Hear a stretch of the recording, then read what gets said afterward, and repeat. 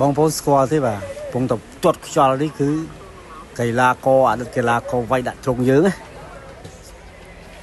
ซอไซบ่ะโอ้ยซอไซแล้วนี่บางโพนมันดังที่ท่ากอดบานกระปงแต่เตรียมวักหัดแบบวักหัดอย่างนี้นึงมันเมนวักหัดลุมตีบ้าคือกอดวักหัดสำหรับการเตรียมประกวดจิเลคณะอันตรชิตระบอกกอดในไงที่ดับเชียงขายปรามวยยืงขังมุกนี่đọc pi đọc bay phần năng thế trong trăm mình sẽ ba hạt ấy ban chỉ so xây mà đo vây ni hơi quạt trôi một song viên vĩnh bóng ôn ai nhưng liên cả song xây vậy nhỉ có phần tay trong trong chạy chun thảสำหรับการวอลมาการสองเวียนซาจิตไม่ได้บ่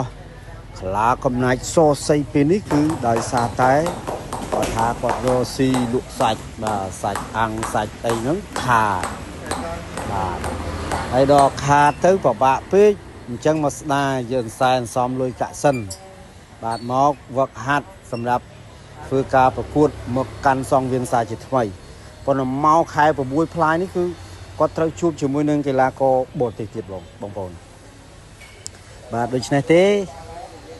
គាត់សូមចិត្តសូមថ្លើមពីបណ្ដាទស្សនិកជនអ្នកស្រឡាញ់គុណខ្មែរទាំងក្នុងប្រទេសនិងក្រៅប្រទេសថាលេយ៉ាងណាសូមជួយគាំទ្រការវិលត្រឡប់មកកាន់សង្វៀនរបស់គាត់ឡើងវិញផងបាទព្រោះគាត់មិនបានសង្ឃឹមមិនមានសង្ឃឹមទៅលើការរស៊ីទេដាក់ទៅឡៃឡុងខាតចុងខាតដើមម្លោះហើយមានតែកាន់អាជីពប្រដាល់សាជាថ្មីទេទើបធ្វើឲ្យគាត់មានបាយមានទឹកហូបនេះតាមការបញ្ជាក់ពីកីឡាករសរសៃផ្ទាល់មកកាន់ក្រុមការងាររបស់យើងខ្ញុំបាទបងប្អូនយល់យ៉ាងណាដែរបើសិនជារាល់អតីតកីឡាករជើងចាស់របស់យើងគាត់ចេះតែវិលមកកាន់សង្វៀនអញ្ចឹងសូមចិត្តបងប្អូនថាជួយគាំទ្របាទជួយផ្សព្វផ្សាយជួយឧបត្ថម្ភបាទដោយសារអីដោយសារថាមួយជីវិតរបស់គាត់ពេលនេះម្នាក់សឹមថាសេរីកីឡាករសរសៃចុះ